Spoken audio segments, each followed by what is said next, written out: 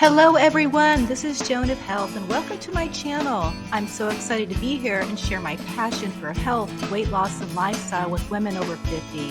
You see, as we age, it becomes even more important to take care of ourselves and maintain a healthy lifestyle. That's why I've created this channel to provide a space for women just like you to come together and learn the latest tips and tricks for living a healthy and fulfilling life.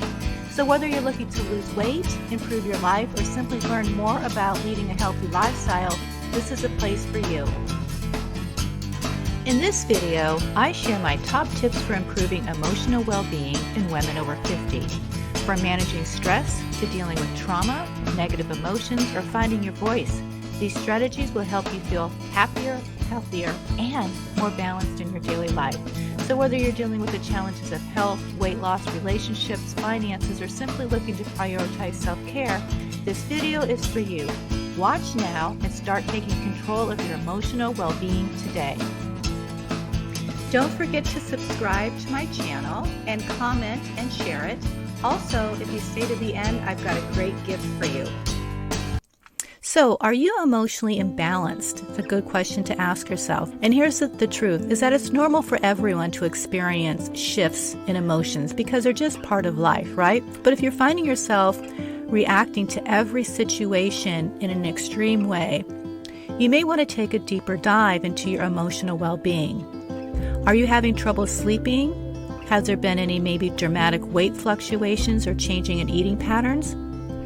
Are you having any rapid mood swings, impulsive behaviors, not being able to calm down, or physical symptoms that can't be diagnosed, such as headaches, constipation, chronic pain, backaches, inconsistent emotions and thoughts, difficulty containing your feelings, chronic fatigue, or maybe lack of energy? Because when you're emotionally imbalanced, this can affect your life in a lot of ways. It can lead to rocky relationships, issues with your sex life, and can also have an effect with your health and digestive system. Living with emotional imbalances, which so many of us do and we don't even know it, it just wreaks havoc in our life. So if you're finding that you do have some emotional imbalances in your life right now, try not to be shamed because it usually stems from past traumas that need to be healing. So in this lesson, we're going to be talking about trauma and how that affects us from feeling powerful. And we're going to be learning ways to deal with stress and negative emotions.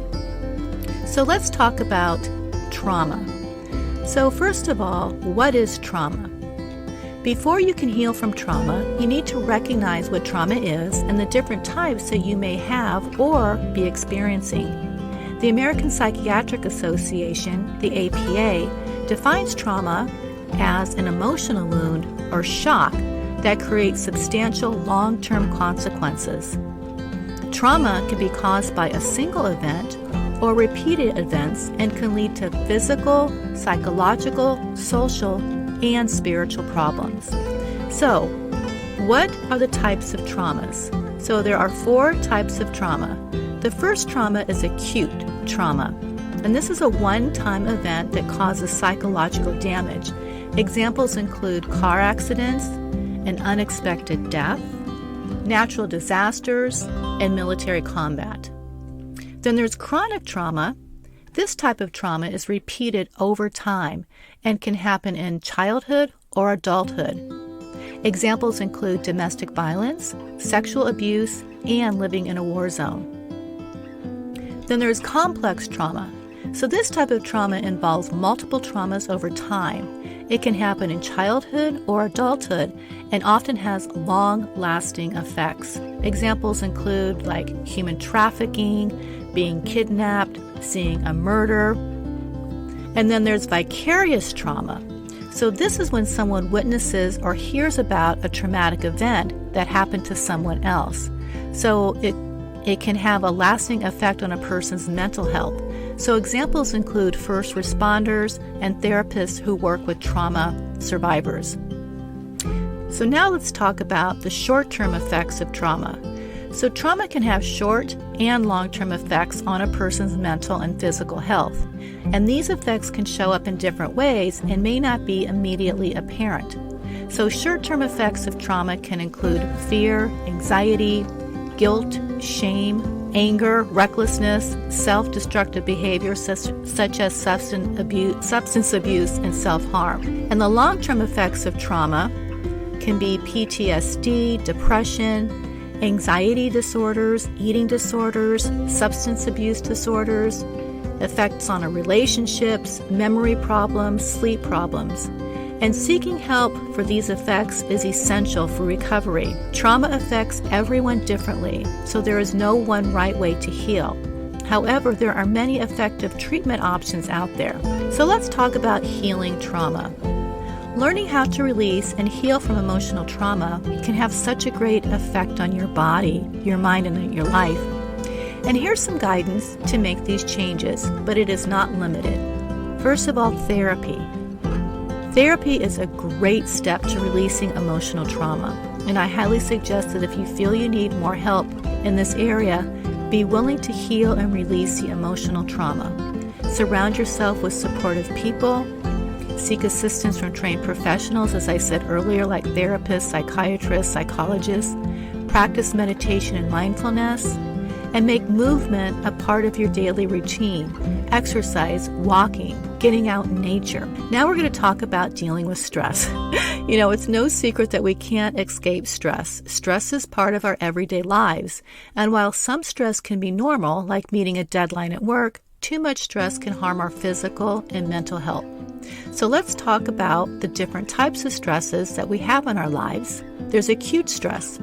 This is the most common type of stress. It's the, oh my gosh, I've got a deadline, and it's usually short term and it passes quickly once the stressful event is over. Then there's chronic stress, and chronic stress is more long term and can last for weeks, months, or even years. And this type of stress can be caused by things like, losing a job, financial problems, an illness, maybe a relationship breakup, problems with your children. Then there's stressful events, and these are one-time events that can cause acute or chronic stress. Some examples include getting married, buying a house, starting a new job. There's environmental stressors, and these are things in our environment that cause stress like noise pollution or traffic. There's psychological stressors, and these are things that affect our physical health, such as injury or illness. You've got to understand these different types of stress so that you can take action to reduce or eliminate it from your life. There's many ways to do this, such as relaxation techniques, exercise, and meditation. We're going to be covering ways to deal with stress and better manage the stresses in our life. Let's face it, no one is stress-free, right? We all deal with stress in all kinds of ways, with a wide range of reactions. So stress is designed to actually push your body and mind into a brief state of what we call fight or flight. And what this does is this creates a clear mind that can act quickly in dire situations. But when stress is constant, like it is in a lot of people's lives, or the body perceives it to be, then the results can be disastrous. But when your mind and body are constantly stressed and continuously under huge amounts of pressure, it can wear away at your emotional well-being. So identifying the key areas of stress within your life is the first step toward freeing yourself from the pressure. Once you've identified those areas of stress within your daily life and routine, you can begin to set boundaries or eliminate the stress altogether. You can also cope with them through deep breathing exercises or yoga to relax. Here's a breathing exercise to get you started. So go ahead and close your eyes. Obviously, make sure you're safe. And take a few deep cleansing breaths in through your nose and then exhale out through your mouth, making an audible ah sound like this. Ah.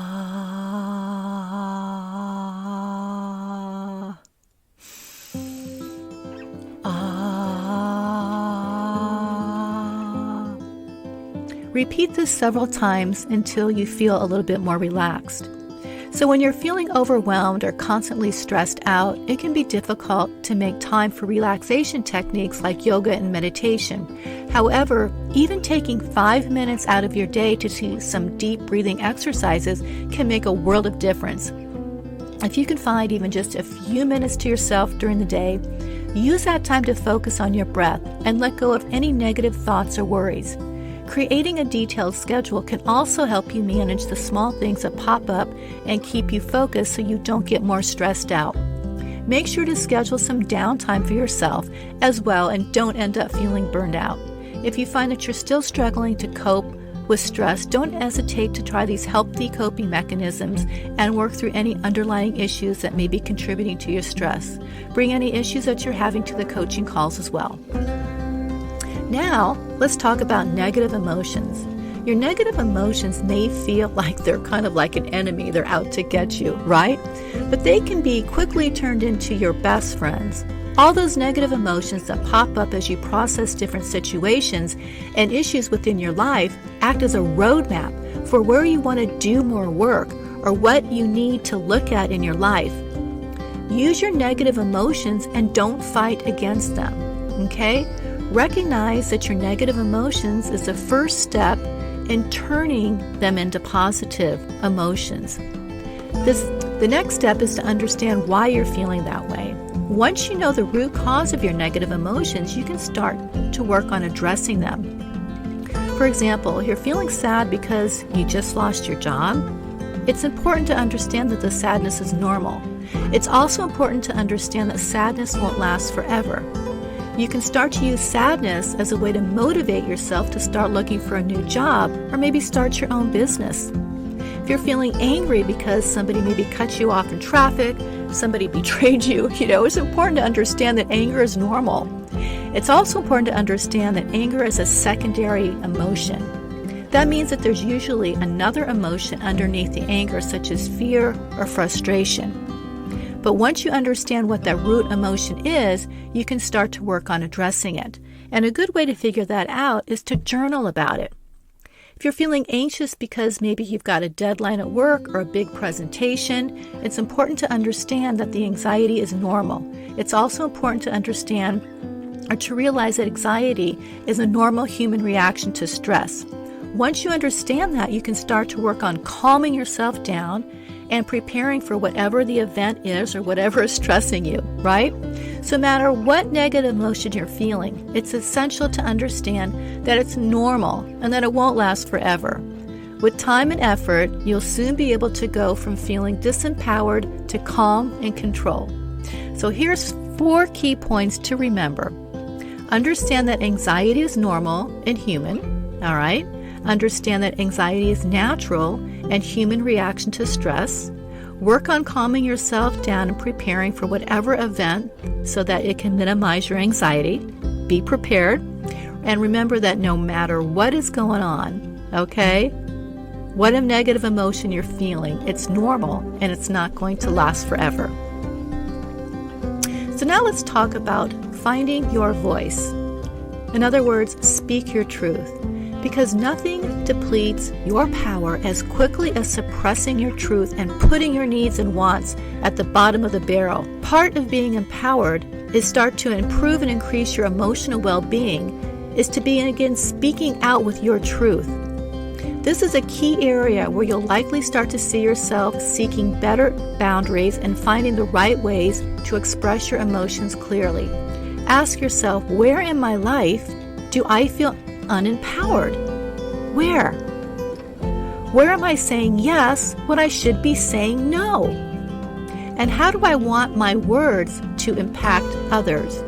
Okay, think about whatever that situation is. How would you have done it better? Go back to that situation. And that right there is where you're going to start to find your power, find your voice. And then the next time that situation comes up, you'll have a better way to deal with it. Be an emotional superhero. Your emotional well-being doesn't just affect you, right? It also affects everybody that you love and everybody that you care for. Your children, your mate, your entire family. So creating a healthy space to express your emotions and get into a better space is your goal as what we call an emotional superhero. Thank you so much for watching. This is Joan of Health. Please like and share this video and also make sure to subscribe if you haven't done so. We'll see you on the next video. Bye-bye.